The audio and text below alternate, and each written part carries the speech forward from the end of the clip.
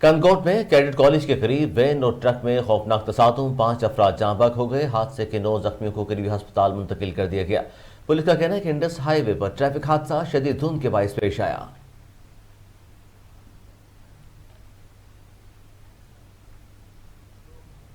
NAB کے بارے میں سست روی کا تاثر کسی حد تک صحیح ہے۔ Chairman NAB lieutenant general retired Nazir Ahmed کا تقریب سے خطاب، کہتے ہیں ہر 10 میں سے 7 لوگ کسی نہ کسی ہاؤسنگ اسکیم کے فراڈ کا شکار ہیں۔ نیب کی کوشش یہی ہے کہ لوگوں سے کوئی زیادتی نہ ہو۔ عوام کو لوٹنے والے فصلی بٹیروں کے خلاف شکنجہ سخت کیا جائے گا۔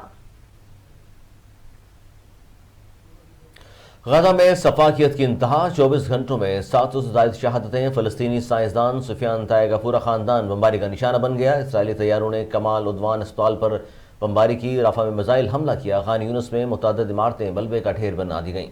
ہسپتال زخمیوں سے بھر گئے۔ شہادتوں کی مجموعی تعداد 16,000 سے تجاوز کر گئی۔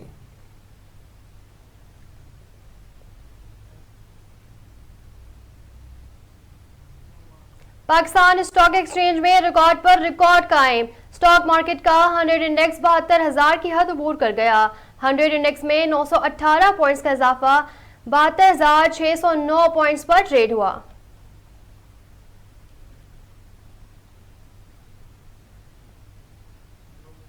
پاکستان پیپلز پارٹی پارلیمنٹرین کے سیکریٹری اطلاع شازیہ مری کہتی ہیں حکومت اور لوگوں کو معذور افراد کے لیے سہولیات پیدا ہونی چاہیے۔ آصف علی زرداری نے اپنے دور حکومت میں معذور افراد کے CNIC شروع کیے۔ پیپلز پارٹی کی سندھ حکومت نے سب سے پہلے معذور افراد کے لیے قانون بنایا۔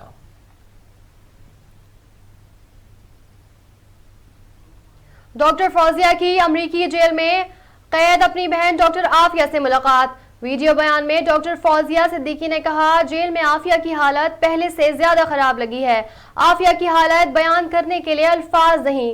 عافیہ صدیقی کو ایک بار پھر اسی حالت میں چھوڑ آئی ہوں۔ ملاقات میں دونوں بہنیں ایک دوسرے کو چھو نہیں سکی اور ان کے درمیان شیشے کی دیوار حائل تھی۔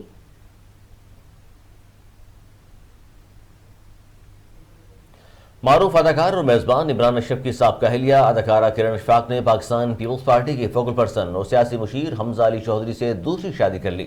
نکاح کی تقریب لاہور میں حمزہ علی چودھری کی رہائشگاہ پر منعقد ہوئی۔ دلہا دلہن نے تقریب کے لیے سفید رنگ کے جوڑے کا انتخاب کیا۔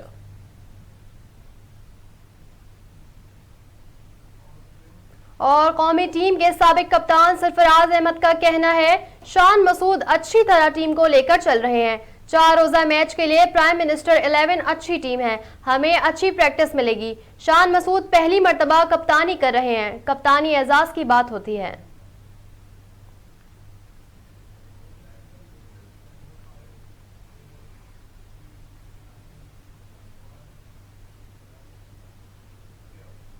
ہیڈ لائنز آپ نے ملاحظہ کی، خبریں تفصیل کے ساتھ ہوں گی اس بریک کے بعد۔ ہمارے ساتھ رہیے۔